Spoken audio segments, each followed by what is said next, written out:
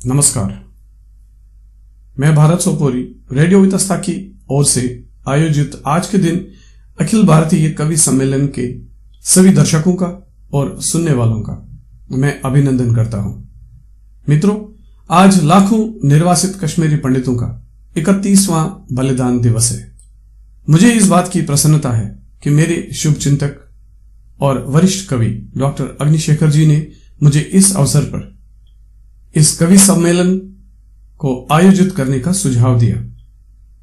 उन्होंने इस कवि सम्मेलन को तैयार करने में भरपूर मदद की और मैं ये कहूं कि इसका सारा श्रेय डॉक्टर अग्निशेखर जी को ही जाता है। मैं डॉक्टर अग्निशेखर जी को और वरिष्ठ कवियों का दिल से अभिनंदन करता हूं और आभार व्यक्त करता हूं।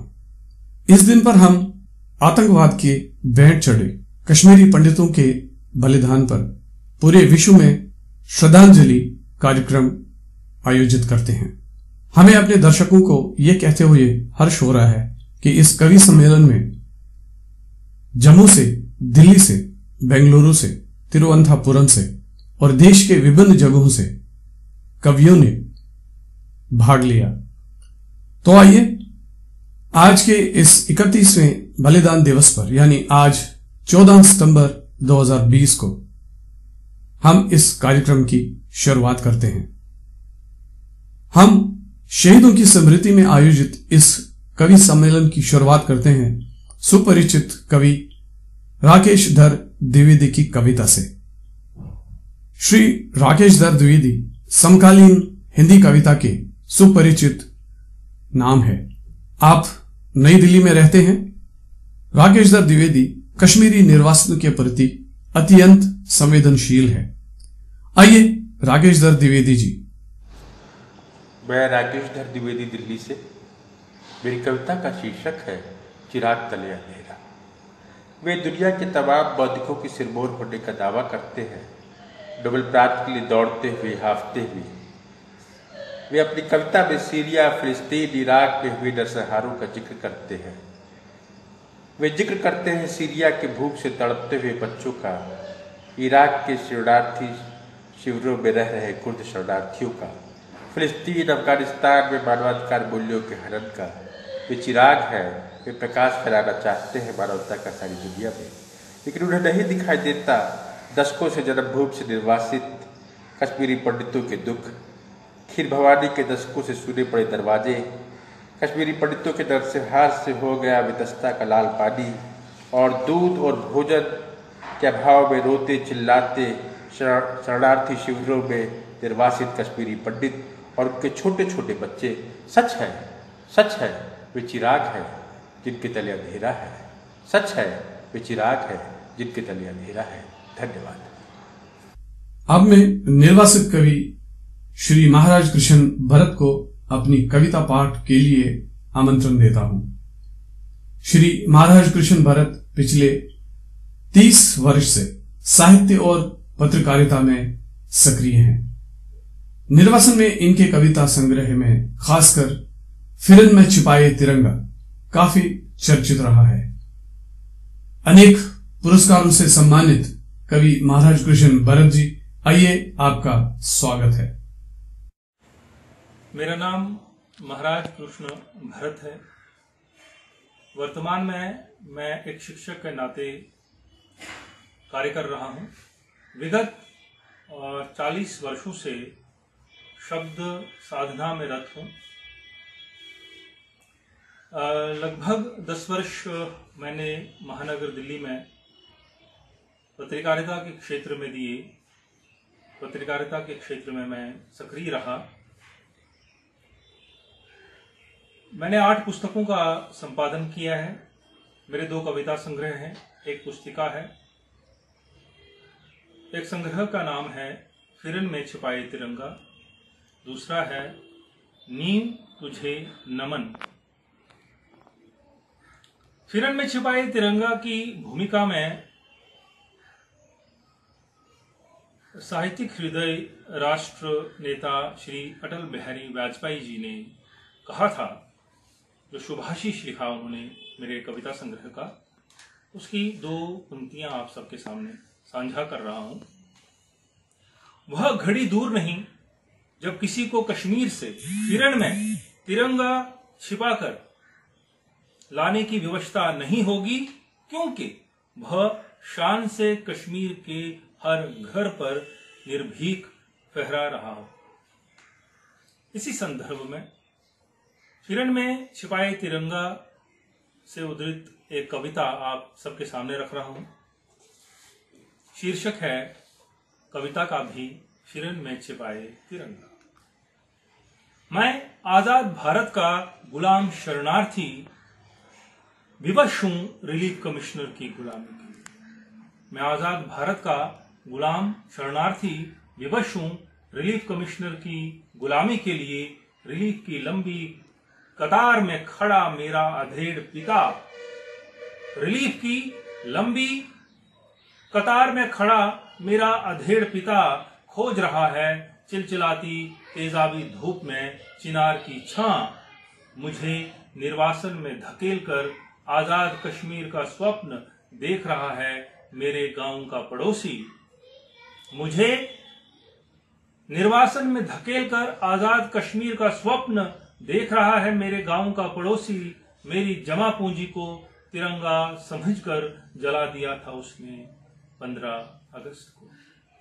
मेरी जमा पूंजी को तिरंगा समझकर जला दिया था उसने 15 अगस्त को।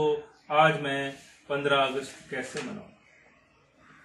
आज मैं 15 अगस्त कैसे मनाऊं? भेजती है मेरे कानों को एक ही आवाज, काफिरों को जला डालो, काफिरों को मार डालो। मेरी माँ ने आज फटे पुराने टेंट को तिरंगे के रंग में रंग कर लिख दिया है मेरा भारत महान। मेरी माँ ने आज फटे पुराने टेंट को तिरंगे के रंग में रंग कर लिख दिया है मेरा भारत महान, क्योंकि आज मेरी गुलामी की 46वीं वर्षगांठ। मां ठिठक जाती है रेत के बिस्तर पर तार तार होकर।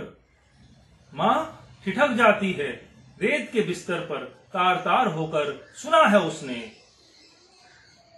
कि 15 अगस्त को लाल चौक में फिर एक हादसा हुआ है।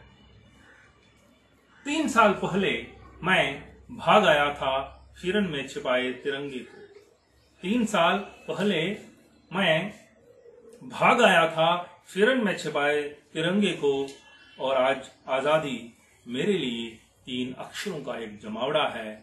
और आज आजादी मेरे लिए 3 अक्षरों का एक जमावड़ा है।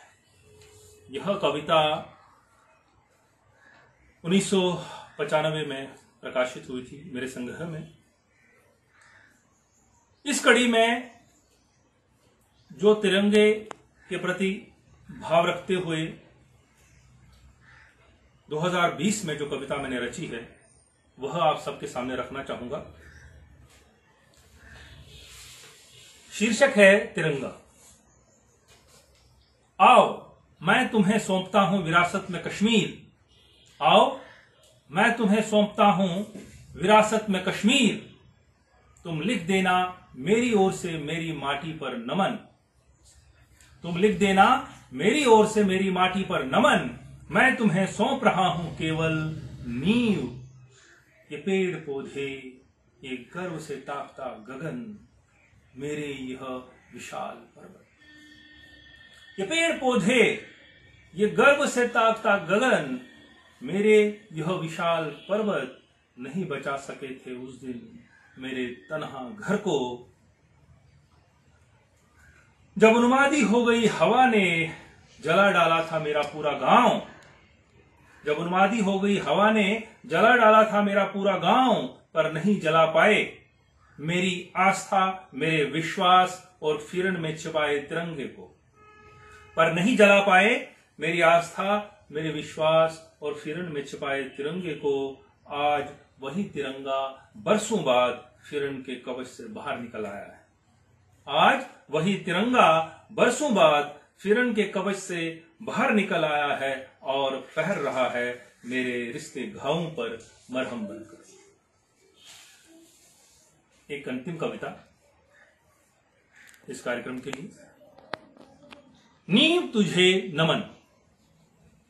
जब मेरा घर जला होगा, बचपन जला होगा, अतीत की स्मृतियां, पूर्वजों का इतिहास जला होगा, तब कितनी तड़पी होगी काया मेरे घर द्वार की।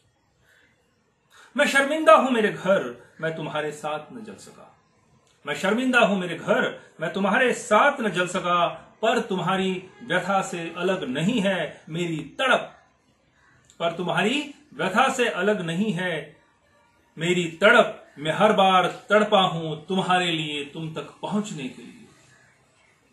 जब तुम यहां झुलस रहे थे भभकती आग में, तब मैं तुमसे सैकड़ों मील दूर तुम्हारे दर्द में शामिल था। यहां गिर रही थी तुम्हारी छत, वहां मैं बेसाया हो रहा था। यहां ढह रही थी तुम्हारी एक एक मंजिल, वहां मैं भी ढह रहा था। जब तुम यहां बन चुके थे मिट्टी के ढेर, जब तुम यहां बन चुके थे मिट्टी के ढेर, तब मैं भी वहां मटिया मेट हो चुका था। और ये तेरी जमीन बनी थी मेरा बिस्तर, खुला आसमान साया। आज मैं भी खंडर हूं तुम्हारी तरह। मेरे घर, तुम पर गर्व है मुझे, अब भी बचा रखी है तुमने मेरी नींव। मेरे घर, तुम पर गर्व है मुझे, अब भी बचा रखी है तुमने मेरी नींव। और मैं भी तुम्हें आश्वासन देता हूं, इसी नींव पर तुम्हें फिर खड़ा करूंगा, बिखरी इतिहास की परतें फिर समेटूंगा, तभी मुझे सुकून मिलेगा। अलविदा मेरे घर, अलविदा, मैं फिर लौटूंगा तुम्हारे अपनों के साथ, मेरी नींव को बचा कर रखना।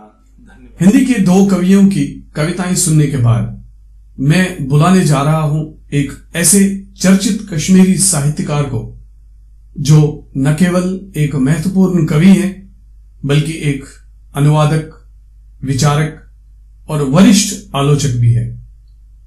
मेरा आश्रय है श्रीमान रतनलाल जौहर से। आपका स्वागत है रतनलाल जौहर जी कविता पाठ के लिए। बुचुस रतनलाल जौहर तो अख गजल बोजन ब्रो अख मौखसर नज़म पेश। नज़म हुंद नाव अख मंजर। तमी विज अकि अंद सोखबल ताप जौ कर शीनस ब्रस। तमी विज अकि अंद सोखबल ताप जौ कर शीनस ब्रस। बे अंद लाइन अंदर वदन अस विर कम पोश। बे अंद लाइन अंदर वदन अस विर कम पोश। सोतस आलत कड़नच विज छिन पिपनन वापस चलनच बांबर। सोतस आलत कड़नच विज छिन पिपनन वापस चलनच बांबर। लजमच पिपराय छिन पिपनन वापस चलनच बांबर। लजमच पिपराय जन कर्कच मोहलन हंस ककराय। पथरिस अंग अंग ड्योल जन लोस प्रारां फट फ्यारस।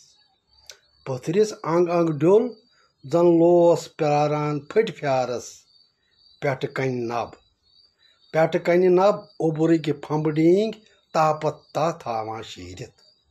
पेट कन नब ओबुरक फंबडींग तापत ता थावां शीरित। हंद पोशस थल थल मुदई गंडित। हंद पोशस थल थल मुदई गंडित।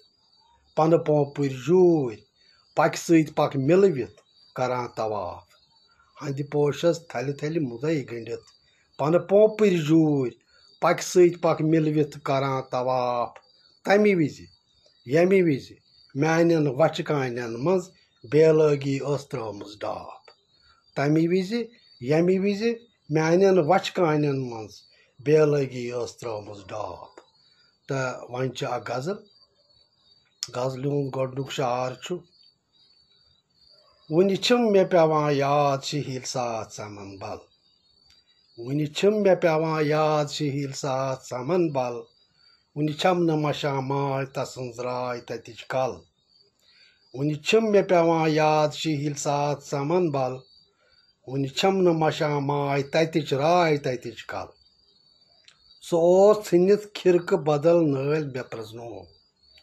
सो ओस षिनित बदल खिरक नाल मे प्रजनो वेदाक वोटन पे तो मगर शाख कसस तल सो सुनित बदल खिरक नाल मे प्रजनो वेदाक वोटन पे तो मगर शाख कसस तल यमि बोन कोरुस साय बनित मज हारस मज यमि बोन कोरुस साय बनित मज हारस मज तथ बोन बोरुन गोल ते बोरूद गोड़स तल यमि बोन कोरुस साय बनित मज हारस मज तथ बोन बोरुन गोल ते बोरूद गोड़स तल दपा हम चे छुन कहीं आख कुने नुन दपा हम चे छुन कहीं आख कुने नुन सुमा सना चे पांद से गमुस नजर बदल दपा हम चे छुन कहीं आख कुने नुन सुमा सना चे पांद से गमुस नजर बदल तो आखिरी शार जवाहर चे करुन क्या च करा क्या तो परा क्या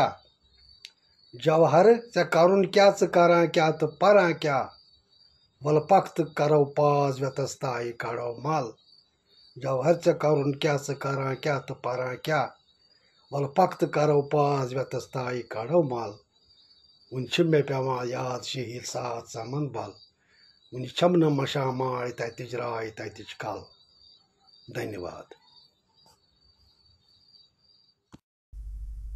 अब मैं अगला कविता पाठ के लिए बुलाने जा रहा हूं दिल्ली निवासी जो मूल रूप से कानपुर की रहने वाली है, सुपरिचित हिंदी कवित्री डॉक्टर ज्योत्सना मिश्रा को। डॉक्टर ज्योत्सना मिश्रा पेशे से एक सफल महिला चिकित्सक हैं और हृदय से कवि है।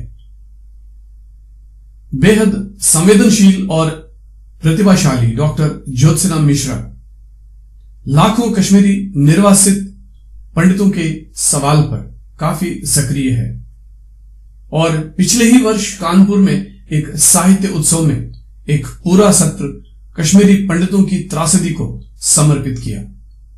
स्वागत है आपका डॉक्टर ज्योत्सना मिश्रा जी। नमस्कार, मैं डॉक्टर ज्योत्सना मिश्रा नई दिल्ली से 14 सितंबर अर्थात कश्मीरी पंडित बलिदान दिवस रेडियो वितस्ता के सौजन्य से आज इस दिन मुझे भी अपने मनोभाव एक कविता के रूप में प्रस्तुत करने का सौभाग्य मिला है। ये कविता संबोधित है उन सबको जिन्होंने कश्मीरी पंडितों की व्यथा को, उन पर हुए अत्याचारों को या तो भुला दिया या नकार दिया। कविता का शीर्षक है भूल जाओ उन जलावतनों को। उन जलावतनों को भूल जाओ, भूल जाओ उन तमाम गीतों को जो चनारों ने साझा किए थे आसमानों से। उन जलावतनों को भूल जाओ, भूल जाओ उन सभी कहकहों को जो डल झील ने लगाए थे हवाओं के साथ मिलकर। कालिदास, सोमदेव, वसुगुप्त, शेमराज, जोनराज, कल्हड़ बिल्हड़ की तो वैसे भी किसे याद है। कालिदास, सोमदेव, वसुगुप्त, शेमराज, जोनराज, कल्हड़ बिल्हड़ की तो वैसे भी किसे याद है।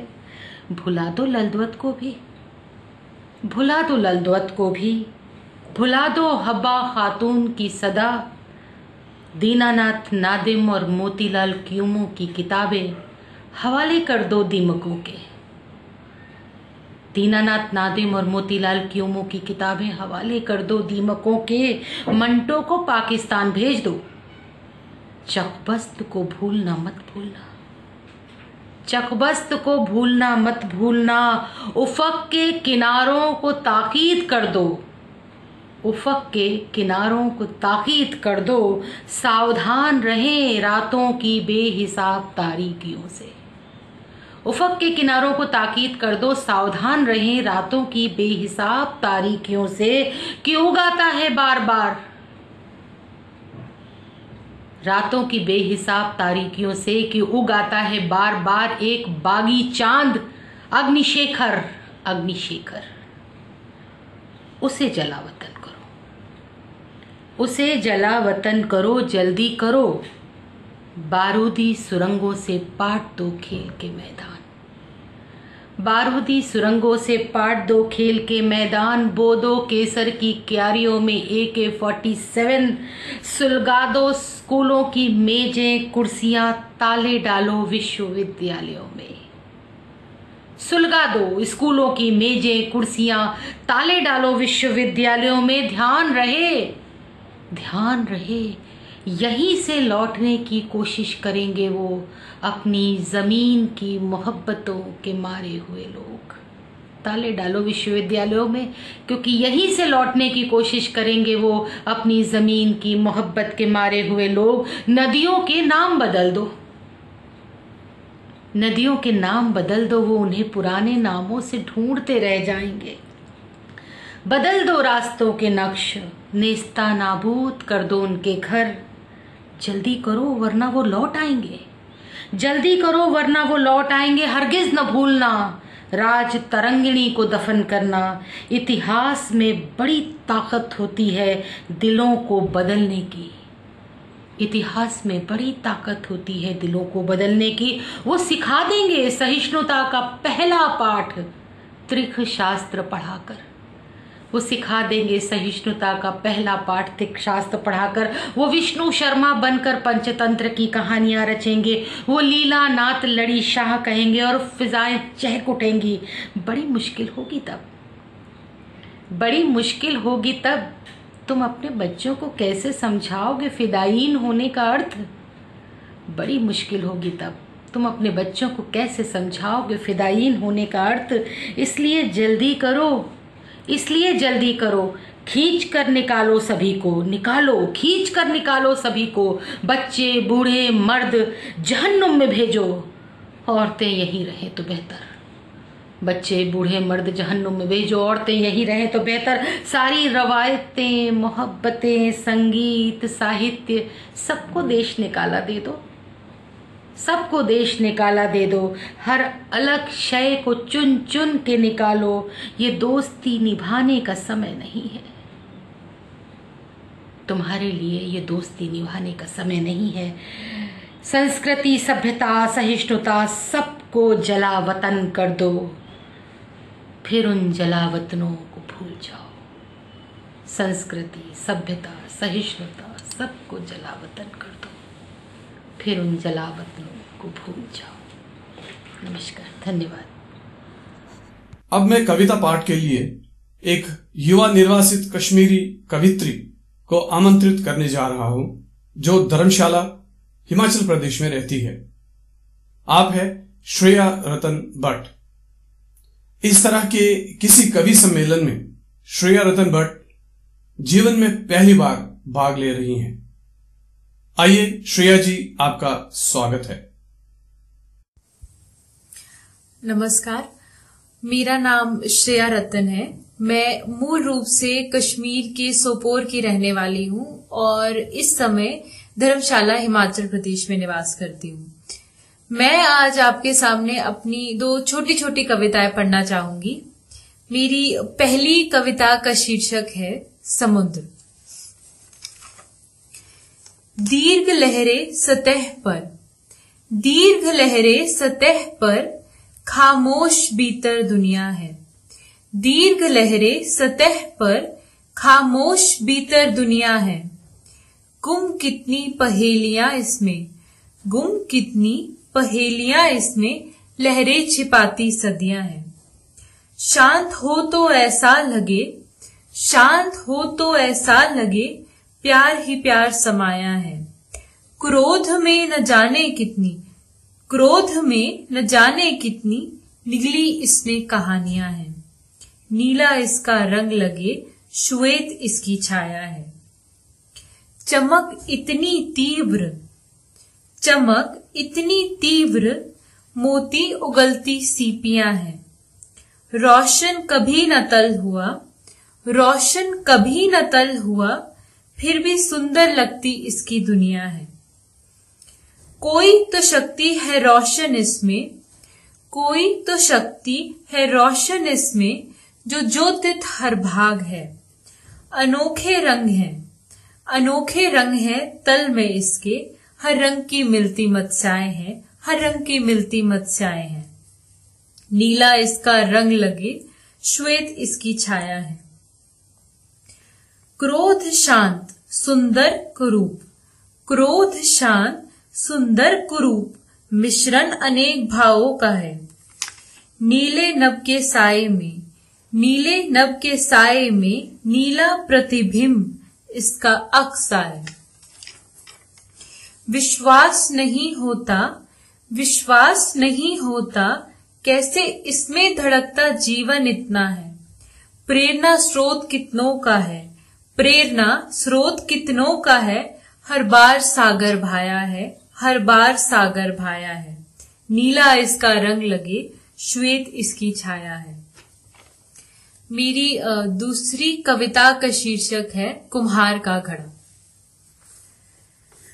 कुम्हार ने जरा देखो, कुम्हार ने जरा देखो, कैसा घड़ा बनाया है। कुम्हार ने जरा देखो, कैसा घड़ा बनाया है। कितनी उम्मीद से उसने, कितनी उम्मीद से उसने इसे इतना सुंदर सजाया है।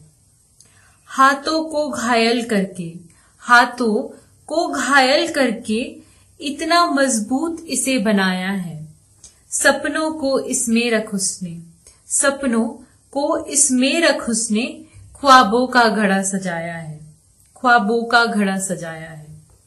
मिट्टी को रूप देकर, मिट्टी को रूप देकर इस काबिल उसे बनाया है। बोझ उठा सके जीवन का, बोझ उठा सके जीवन का, इतना बड़ा उसे बनाया है।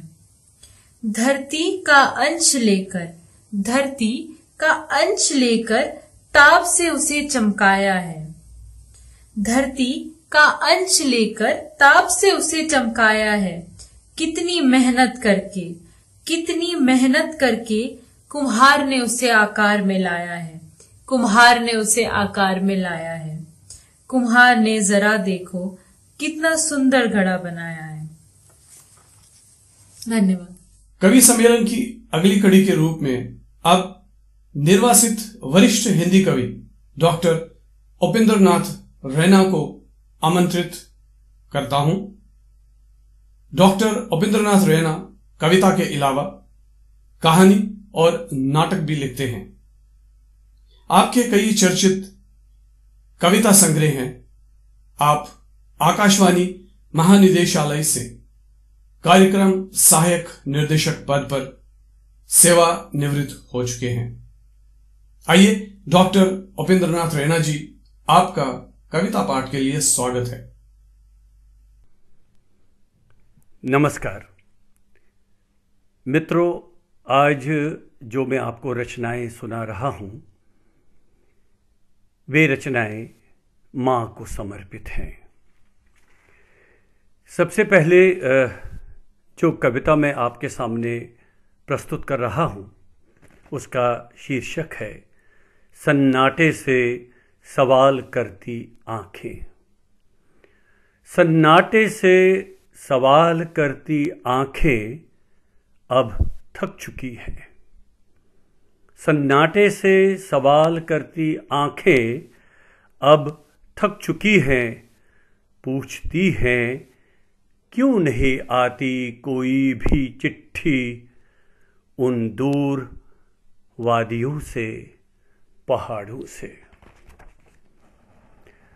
उन्हें क्या पता आतंक हिंसा की आंधियों से इबारत ही मिट गई है मासूम चेहरों की। इसीलिए नमूदार नहीं अब एक भी दस्तखत खून से लथपथ शहर पर। खो गई है पहचान नदी की, खुद नदी की गोद में। मिलेगी कैसे अब ये घाटी के अंतरंग में, खेत खलिहानों में, केसर की क्यारियों में। इन सवालों का उत्तर चाहिए आज ज़रूर उन थकी हुई आँखों को जो सोई नहीं तब से षड्यंत्र में मारी गई जब से इस शहर की मुस्कान। गीली होती क्यों नहीं आंखें बूढ़ी माँ की, क्या जन्म दिया था इसलिए उसने कि उसे बदले में मिले शहर लाशों का। शहर के चौराहे पर आकर बूढ़ी माँ आज एक ही सवाल का मांग रही है उत्तर, तुम्हारे लिए जिस खुशबू को मैंने जन्म दिया था उसके बदले में मुझे मिली बस आंधी। वीरान शहर के बीच चौराहे पर जब भी रोकना चाहा उसने आंधियों को, तो कोई भी चेहरा उसे दिखा नहीं। देखते ही देखते रेत का समंदर हो गई बूढ़ी माँ इस शहर की।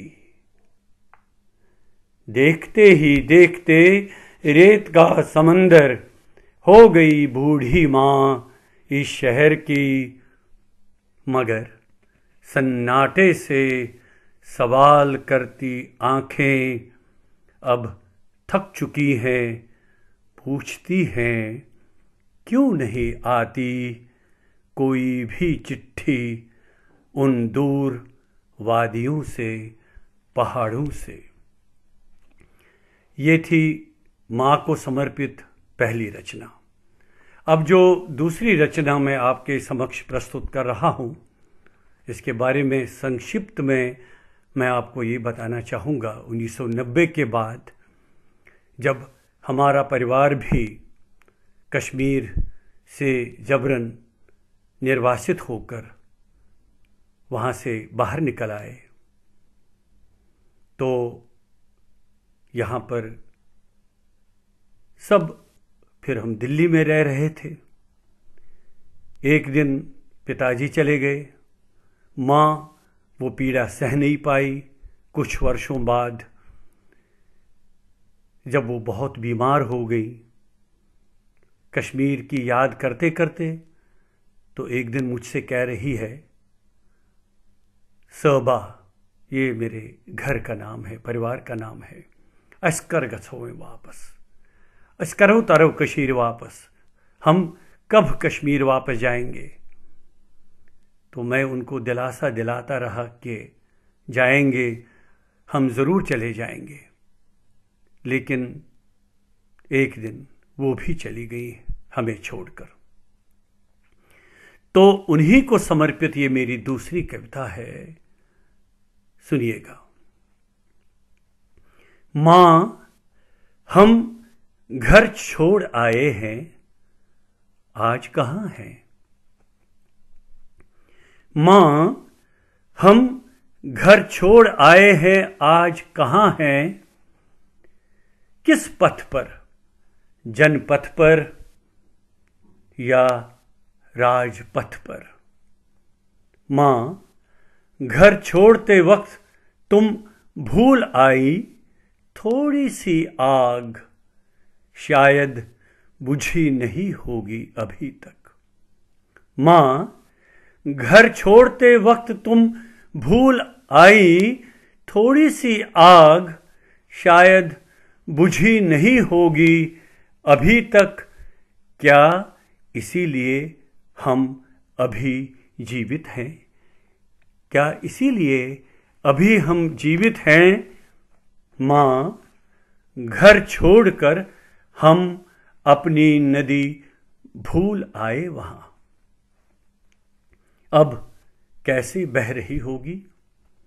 माँ, घर छोड़कर हम अपनी नदी भूल आए वहाँ, अब कैसे बह रही होगी।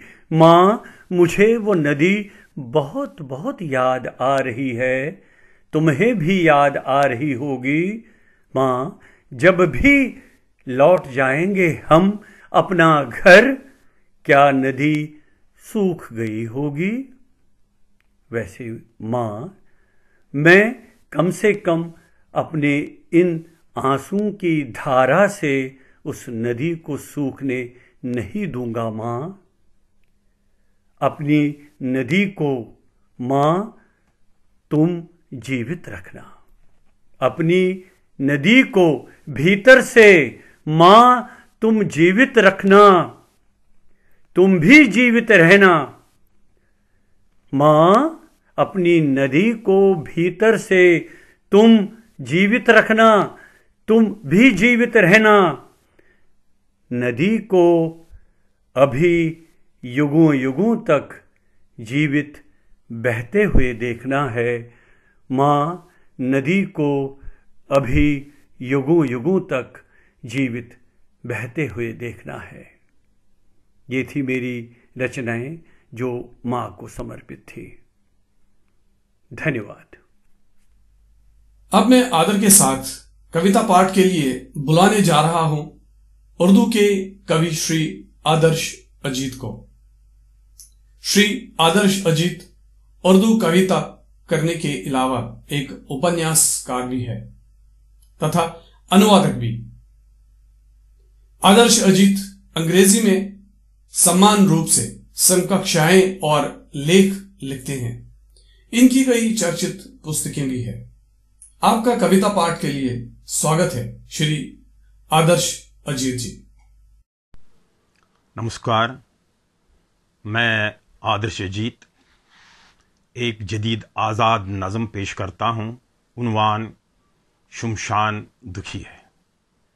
शुमशान दुखी है, न कहीं आग न धुआं न चीख न आंसू। शुमशान दुखी है, न कहीं आग न धुआं न चीख न आंसू। पर हवाओं ने दहशत फैला रखी है, पर हवाओं ने दहशत फैला रखी है। लाशें बिखरी पड़ी हैं वस्तुरवन के दामन में, लाशें बिखरी पड़ी हैं वस्तुरवन के दामन में। गिद्धें मंडला रही हैं आसमानों में, गिद्धें मंडला रही हैं आसमानों में।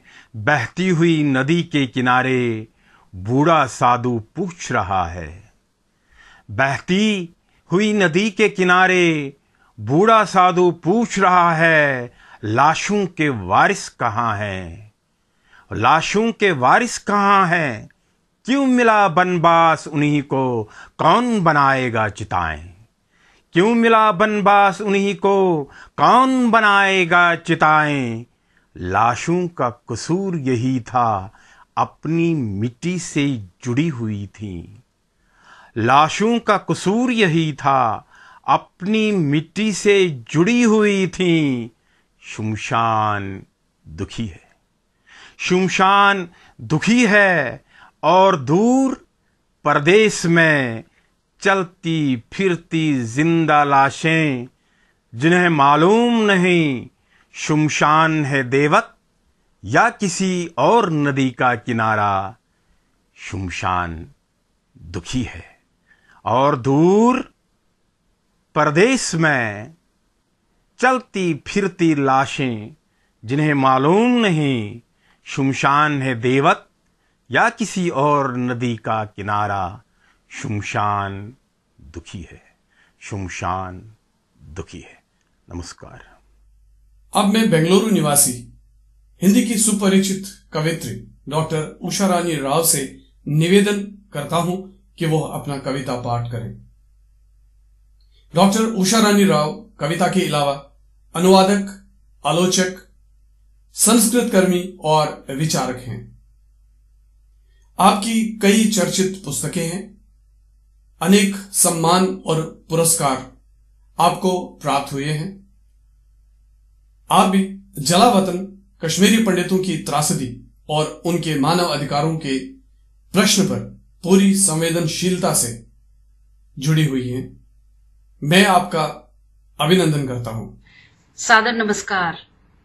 कविम कवीनाम उपवश्रवस्तवम कश्मीरी पंडित बलिदान दिवस के अवसर पर आयोजित बहुभाषी कवि सम्मेलन में अवसर देने के लिए मैं आप सभी के प्रति आभार प्रकट करते हुए सादर नमस्कार कहती हूँ। 2 कविताएं लेकर आपके सामने उपस्थित हूँ। पहली कविता है मूलोच्छेदन 1। जैसे पेड़ जो जड़ से उखड़ जाते हैं, जैसे शरीर से निकलने पर आत्मा, जैसे सूख जाती है जल की धारा स्रोतहीन, जैसे अंधेरे में डूब जाती है पृथ्वी प्रकाशहीन। जैसे पेड़ जो जड़ से उखड़ जाते हैं, जैसे शरीर से निकलने पर आत्मा, जैसे सूख जाती है जल की धारा स्रोतहीन, जैसे अंधेरे में डूब जाती है पृथ्वी प्रकाशहीन, ऐसे ही खदेड़ा उन्होंने तुम्हें अपने बसीरों से। तुम चीखते छटपटाते भटकते रहे रात दिन, तुम चीखते छटपटाते भटकते रहे रात दिन। अब तुम्हें विश्वास चुभता है कटार की तरह, घाव सा टीसता है भीतर।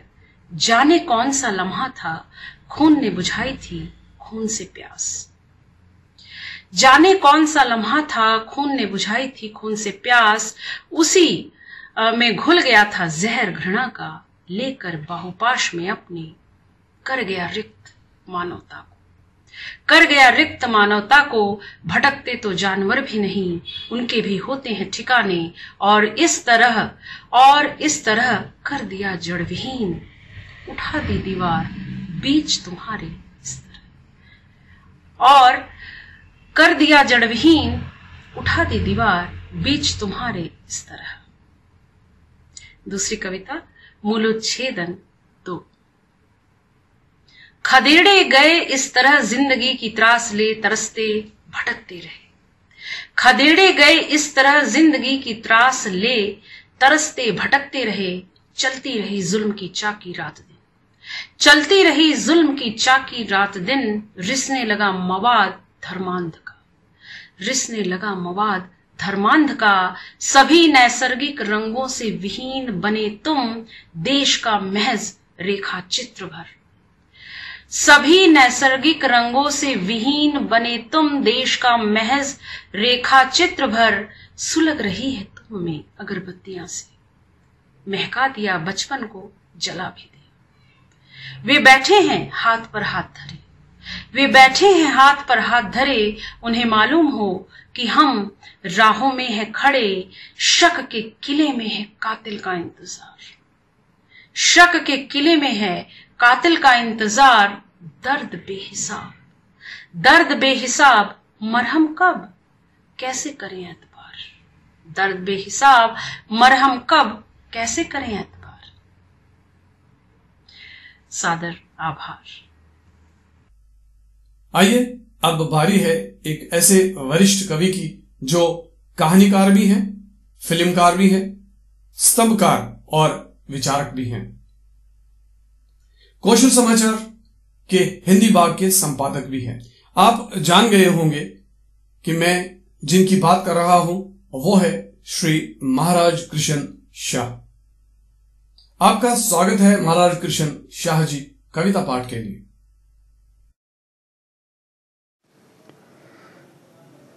मेरा नाम महाराज कृष्ण शाह है और इस वक्त जयपुर में रह रहा हूं मैं, और मैं अपनी कविता आपके सामने प्रस्तुत करता हूं। कविता का शीर्षक है जाने से पहले।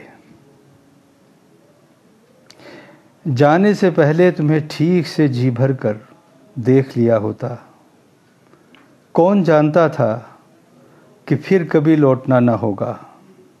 ठीक उसी तरह जैसे एक दिन माँ गई थी, फिर कभी लौट नहीं आई, और आते रहे उसके सपने, लोरी सुनाते, गाते गुनगुनाते, गल भैयाँ जुलाते, सहलाते थपथपी लगाते। सब कैसे अचानक खो गया, जैसे किसी ने एक बांध तोड़ दिया और बस बह गया सब कुछ पलक झपकते। हम सब बह गए, सब तेज पानी की धार में बह गए, और बह गए हमारे नीड तितर बितर हुआ सारा समाज और सपने, सामूहिक नीलामी में बेच आए सब। टूट गया भ्रम कि देश और काल कोई सच्चाई है। हम सब यकायक काल विहीन हो गए, सिमट कर रह गए अस्तित्व के एक तंबू भर जिंदगी में। लटकते रह गए सपने सूखे ठूंठ पर बिखरी उम्मीदों के संग, सूखे ठूंठ पर बिखरी उम्मीदों के संग। जाने से पहले सोचने को समय कहाँ मिला, जाने से पहले सोचने को समय कहाँ मिला। मिली एक चिट्ठी उसकी जिसको हाथ पकड़कर चलना सिखाया था। बोल दिए थे, कलम दी थी और किलमा पढ़ाया था। बंदर से आदमी बनाया था, बंदर से आदमी बनाया था, पर वह आदमी बन नहीं पाया। ओखन साहब ने उसे नया किलमा पढ़ाया। चिट्ठी में धमकी साफ थी, आपने किलमा गलत पढ़ाया है, आपका किलमा रास न आया, इसलिए आपको मार देंगे, हम पूरा इंसाफ करेंगे। कहाँ जाते हो, पो फटने दो, बीवी ने आवाज़ लगाई। नहीं, पहले ही बहुत देर हुई है, अब अच्छे से समझा दूंगा, मैं सच्चा किलमा पढ़ाता हूँ और मैं किलमा ही पढ़ाऊँगा। धर्म उनका, किलमा उनका, तुम काफिर हो उनकी नज़र में, बस जाबिर हो।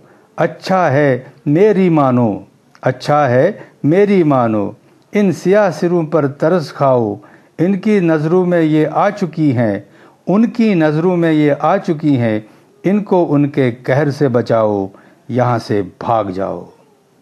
जाने से पहले एक बार उसे पूछता, क्यों कर मुझसे ऐसा छल किया तुम सबने? मैंने तो अपना दिया था सर्वस्व, फिर भी जान क्यों लेना चाही मेरी?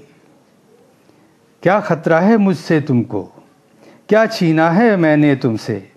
किस बात का झगड़ा है सब, किस बात का झगड़ा है सब? और तभी चौंका सुनकर मैं, मस्जिद से अजान की जगह गूंज रही थी आवाज़ें, काफिरों कश्मीर छोड़ दो। मस्जिद में अजान की जगह गूंज रही थी आवाज़ें, काफिरों कश्मीर छोड़ दो। छोड़कर आ गए सब पितरों को, पुरखों को, नानी के चरखे और नाना के हुक्के को। बंद कमरों में ठाकुर के द्वार को हम छोड़ आए, कश्यप के सारे अवधारों को। हाँ, साथ में हमारी केवल रही स्मृतियाँ अवशेष, जो धीरे धीरे बदल गए अंगारों में, जिनकी आंच और राख ही अब शेष है, जो अग्नि आकाश के शेखर से बरसती रही हमारे शेष होते समृद्ध सभ्य संस्कृत अभिसारों में। पुंज पुंज सब हवन हो गए, पुंज पुंज सब हवन हो गए, हमारे तीर्थ धरोहर, हमारी संहिताएं। हम कुछ अत्यबुद्धिवादी, गोरख द्वंद्ववादी, अवसरवादी, साम्यवादी, मुस्लिम अग्रवादी, हिंदुत्ववादी के आगे इस देश को, मानव को विवशता में अपना पानी खोते देख चुप न रहेंगे।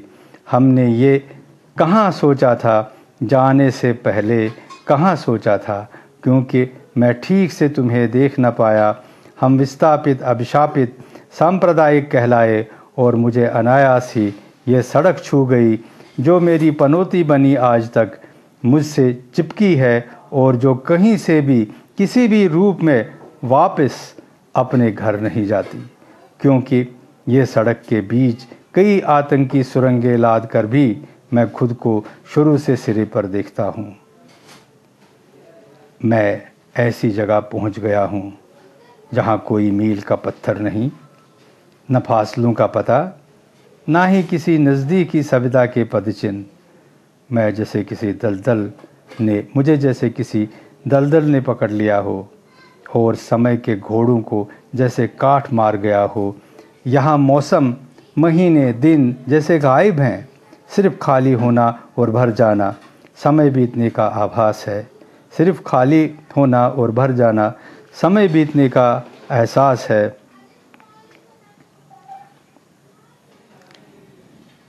यहाँ मौसम, महीने, दिन सब गायब है, सिर्फ खाली होना और भर जाना, समय बीतने का आभास है।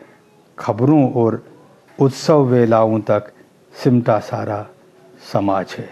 खबरों और उत्सव वेला तक सिमटा सारा समाज है।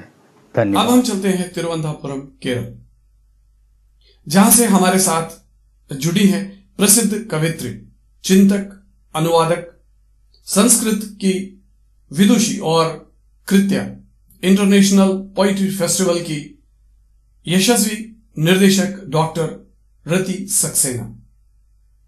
डॉक्टर रति सक्सेना ने वर्ल्ड एक्साइल पोइट्री फेस्टिवल में कश्मीरी पंडितों के निर्वासन साहित्य को भी स्थान दिया है। आपका बहुत बहुत स्वागत डॉक्टर रति सक्सेना जी। आइए कविता पाठ कीजिए। नमस्कार, मेरा नाम रति सक्सेना है। मैं केरल में रहती हूँ। 2006 में मैं कश्मीर आई थी, जम्मू एंड कश्मीर, और वहाँ पर अग्निशेखर जी के सौजन्य से मैं कश्मीरी शिविर भी गई थी।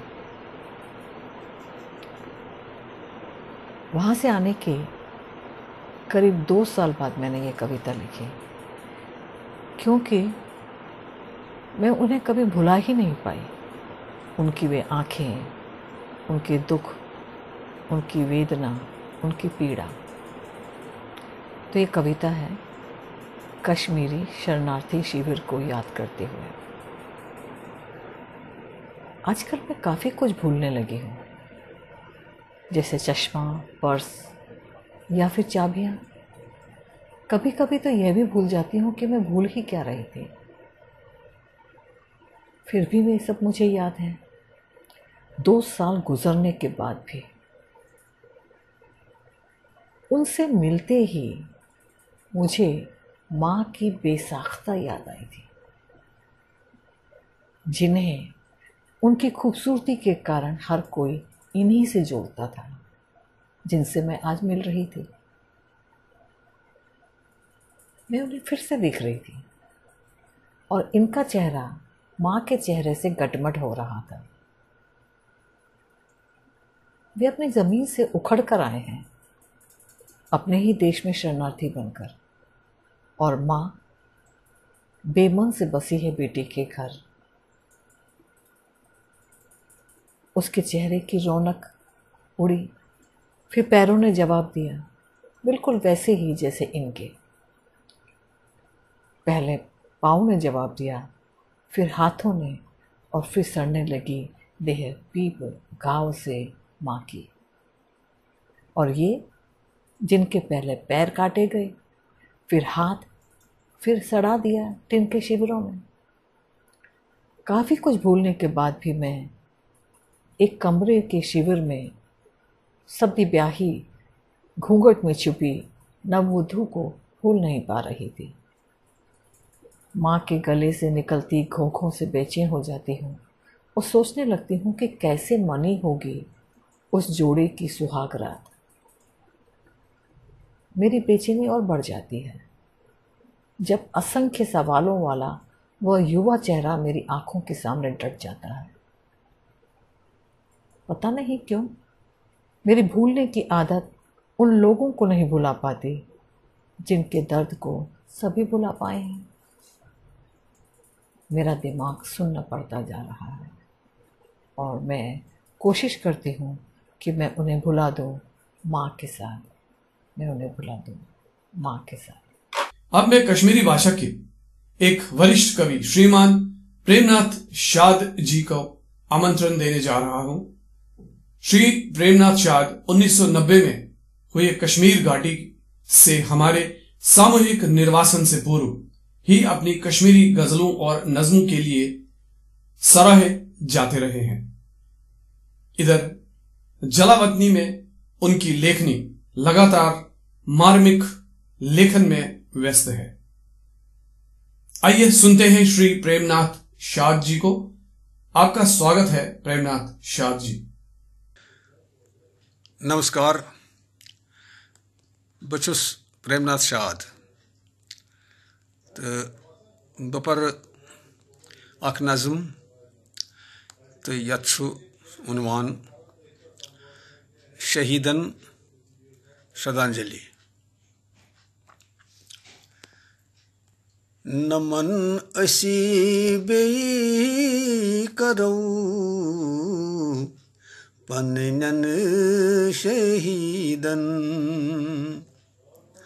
नमन असी बेई करो पन्नन शहीदन। बलि हंदी गौन गवो पन्नन शहीदन। वथो अर्पण करो सदाई हंदी पोश,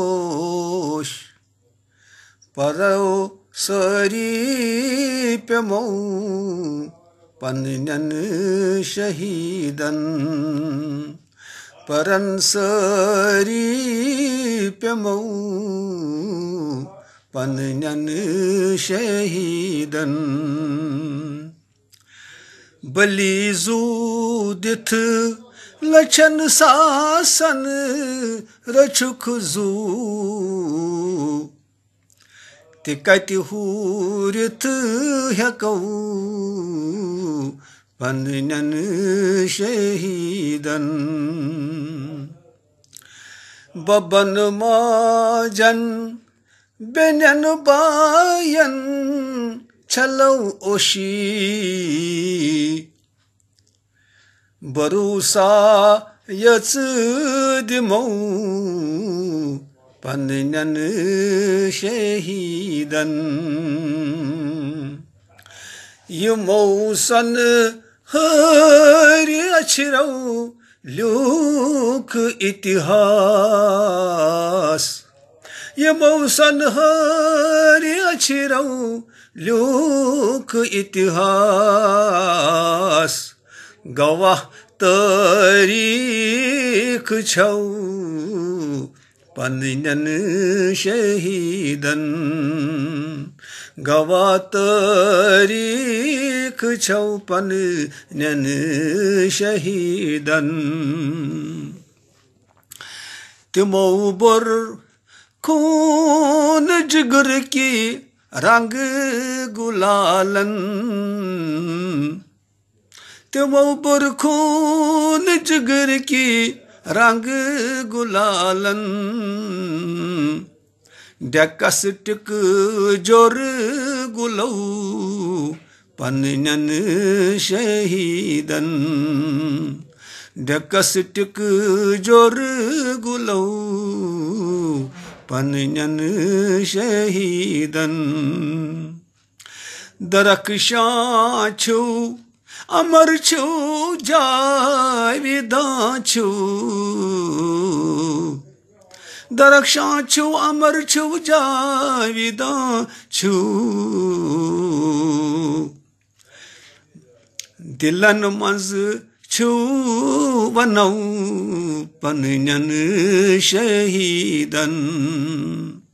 दिलन मज छु वनौ पन्नन शहीदन। ग्यवन गुन वसवादन पीर दर पीर, महान आतम वनौ पन्नन शहीदन। करिन दाई विशीन बोनस मजत मन जाय,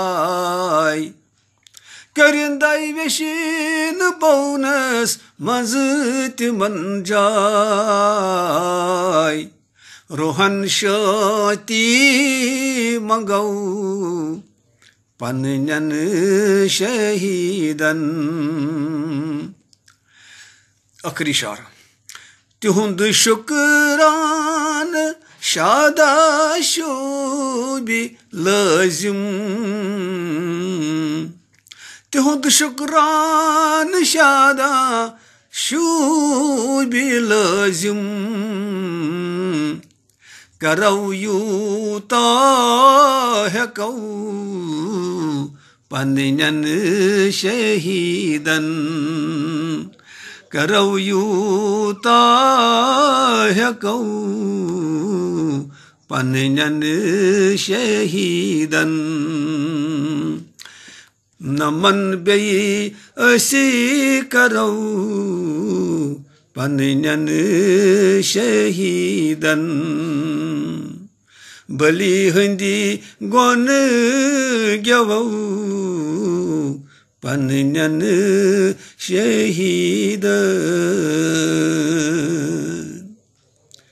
धन्यवाद।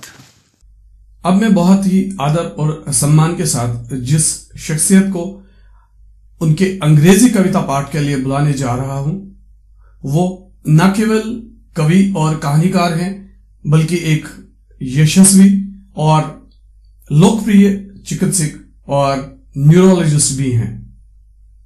आपने निर्वासन में स्वास्थ्य क्षेत्र में कश्मीरी पंडितों की प्रशंसनीय सेवा की है। डॉक्टर केएल चौधरी जी, आपका बहुत बहुत धन्यवाद और मैं आपका स्वागत करता हूं कविता पाठ के लिए। I am going to read a poem from an anthology titled A Thousand Petal Garland, written in 2010. The poem is called Keys, in Hindi चाबियों का गुच्छा और in Kashmiri कुंजुत्रोंग। Keys. Even after a decade in exile, I hang from my girdle this bunch of keys. Keys that I carried with me when I was forced to flee. The keys to my home, keys to my relics, my diary, my library. Keys that opened the sanctum where my gods reside. All the keys except the keys to my future destination. I keep wandering in exile, carrying this bunch of keys with me like an albatross. I know that the locks to these keys have been forced open or broken, and all they guarded squandered away. Little possessions taken, my secrets laid bare, the books consigned to flames or sold worth their weight in trash, the prayer room desecrated, the gods defiled. The keys that I carry with me are rusted with disuse, but I do not throw them away. I rub them gently, softly, like Aladdin's lamp, and all my dreams materialize. They help me unlock the memories of yesteryears.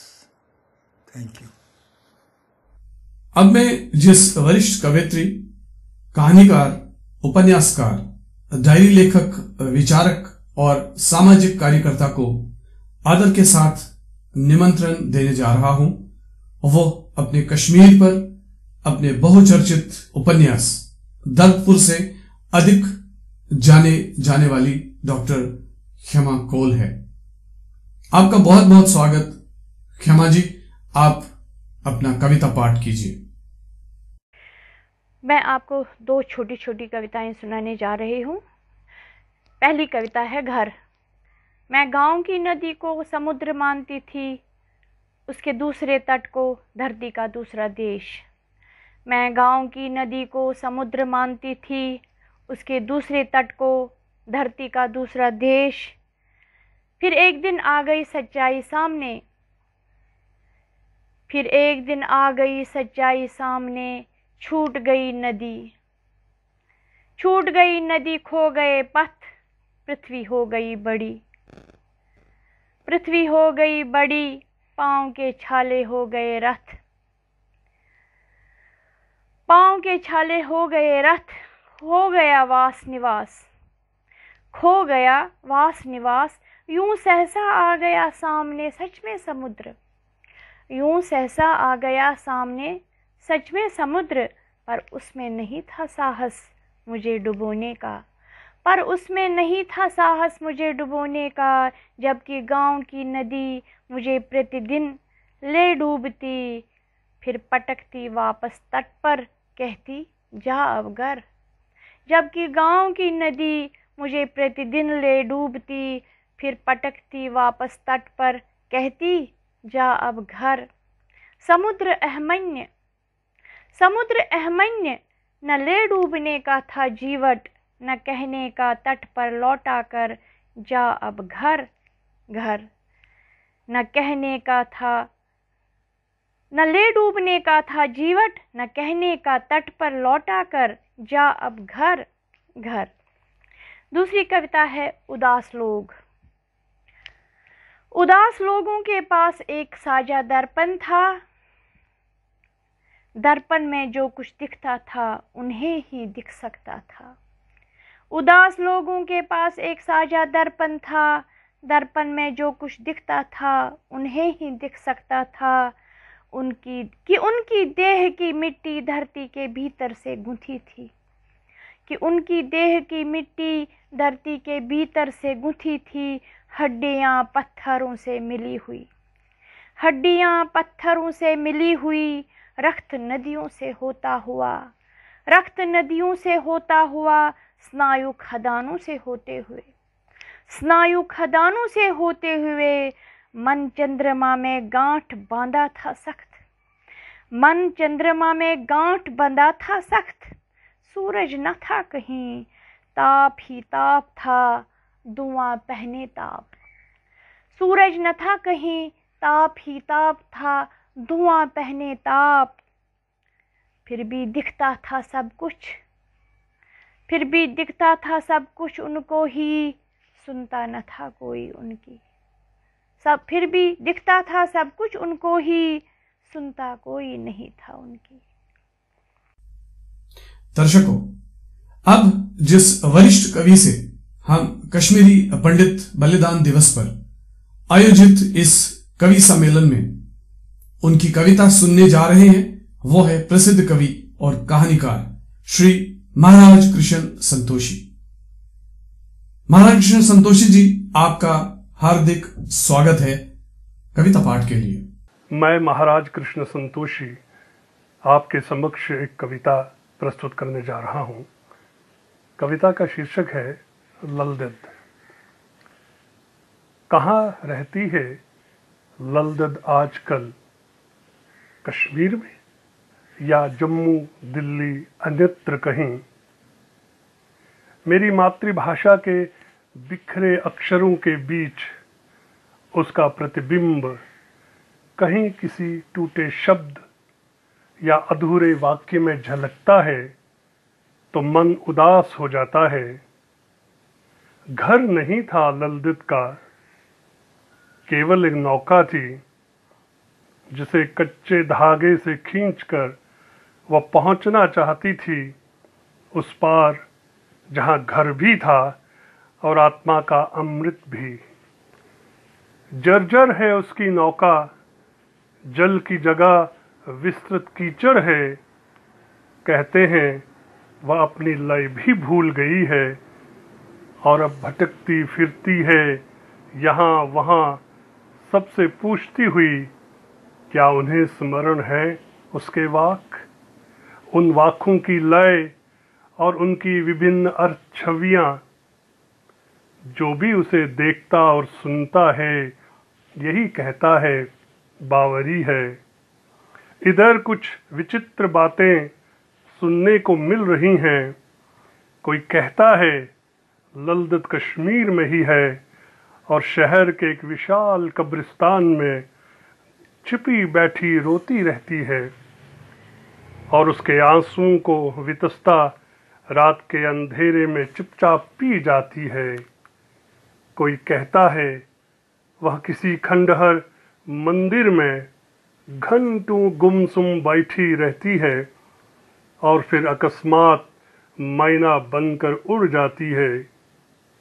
कोई कहता है टूटे और जले हुए मकानों की बस्तियों में वह कभी किसी सांकल, किसी खंबे, किसी कील को जाफर फूलों की माला पहनाती है। कोई कुछ कहता है, कोई कुछ। सुना यह भी गया है बेघर हुए लोगों के शिविरों में जाकर उसे अपना होना अर्थहीन लगने लगता है, जहां न कोई उसे देखता है, न पहचानता है, न कभी किसी जरूरी नाम की तरह याद ही किया जाता है। फिर भी वह उन्हीं के बीच रहती है, अनाम अनिकेत, पीड़ा की अनेक सीढ़ियां चढ़ती उतरती अपनी हाँफती हुई सांसों से लिखती है अंधों के लिए नया इतिहास, बहरों के लिए नए वाक और गूंगों के लिए बुनती है नई लय। सुना यह भी गया है वो कहीं भी घूमती फिरती पहुंच जाती है, शहर, गांव, जंगल। कहते हैं उसे गीदड़ों से बेहद घृणा है, वो नहीं चाहती इन गीदड़ों से मरे हुए शेरों की व्यथा कथा कहना। वो गीदड़ों की हूहू के बीच अपनी प्रार्थना का मौन बचाती हुई घास फूस की मड़ैया में रह रही है आजकल, टूटे हुए धागों को जोड़ने में व्यस्त।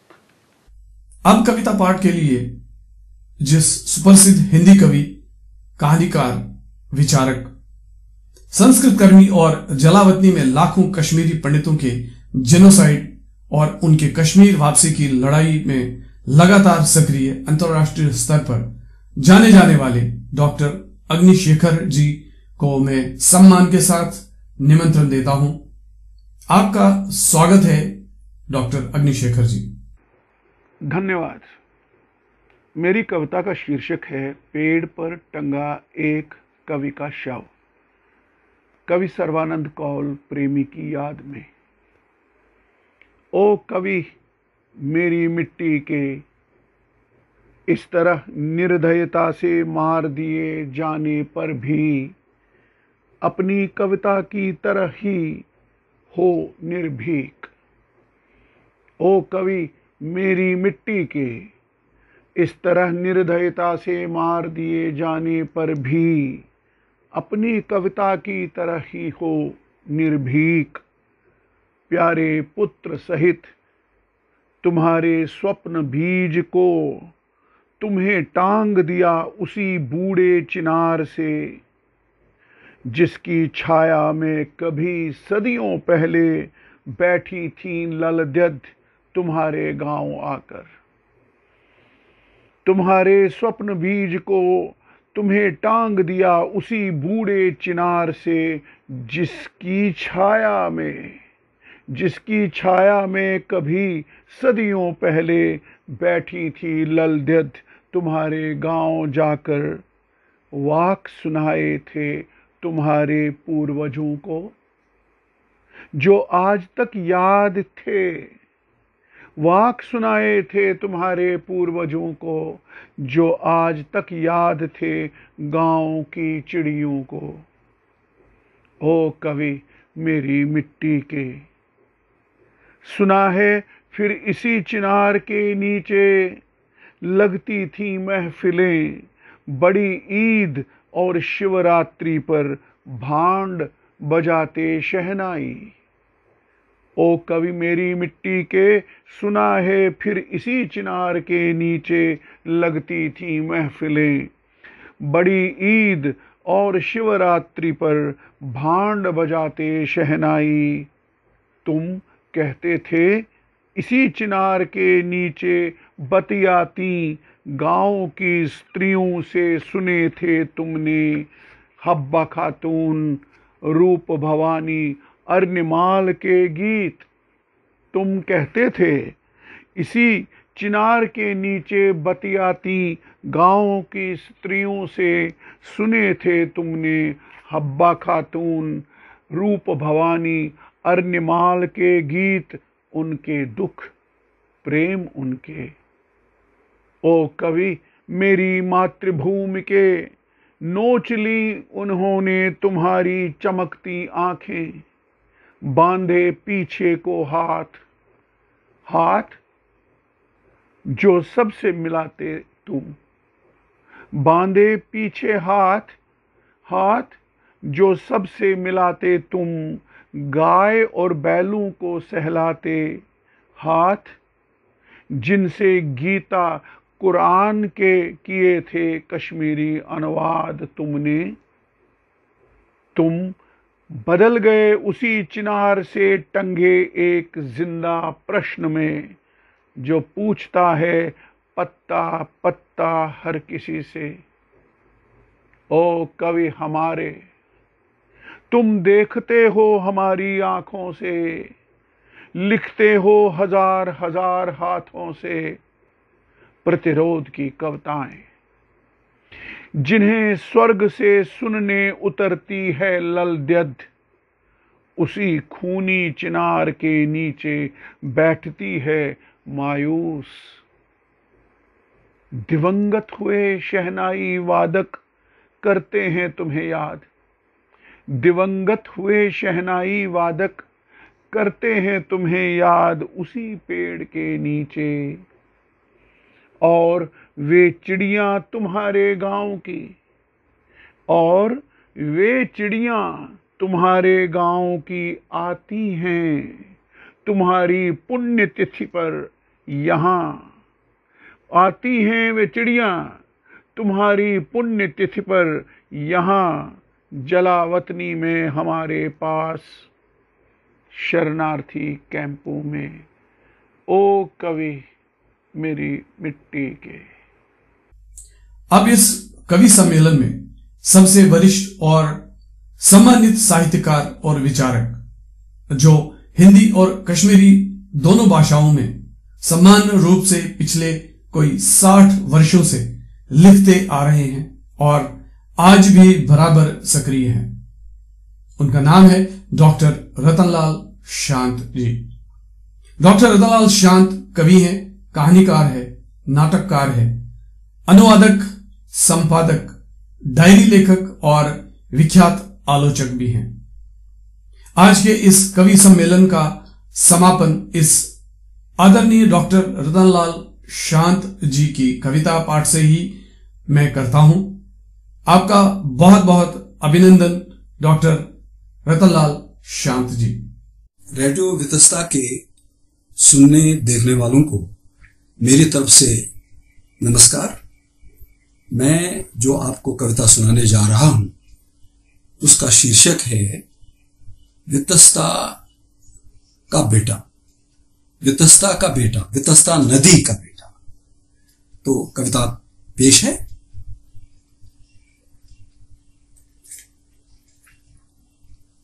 जब अपनों ने नजरें समेट ली, जब अपनों ने नजरें समेट ली और आधे मन के भी नहीं रहे थे उनके बेआवाज अनुरोध, जब अपनों ने नजरें समेट ली और आधे मन के भी नहीं रहे थे उनके बेआवाज अनुरोध, और जब परायों ने अपने रास्ते खोलकर हमारे पांव तले पसारे